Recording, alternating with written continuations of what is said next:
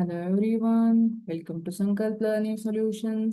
Let us see question number 18 of chapter Classification of Elements and Periodicity in Properties.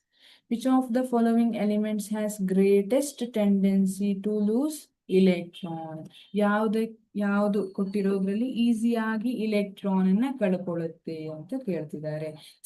This is fluorine. Fluorine ಏನಿದೆ, this is halogen ಅಲ್ವಾ. Halogen group ಏನಿದೆ noble ಗ್ಯಾಸ್ಗಿಂತ ಹಿಂದಿರುತ್ತೆ.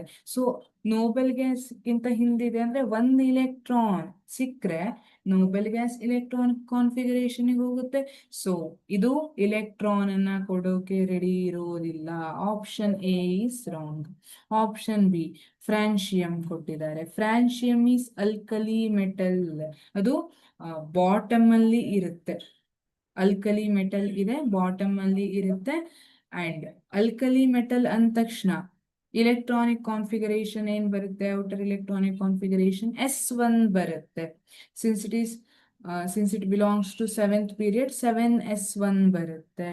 So ಇದು ಈ 1 electron ಅನ್ನ ಕೊಟ್ರೆ ನೋಬಲ್ ಗ್ಯಾಸ್ ಇಲೆಕ್ಟ್ರಾನಿಕ್ ಕಾನ್ಫಿಗರೇಷನ್ ಹೋಗ್ಬೋದು. ಸೊ ಇದು francium ಏನಿದೆ has greatest tendency to lose electron. Option B is correct.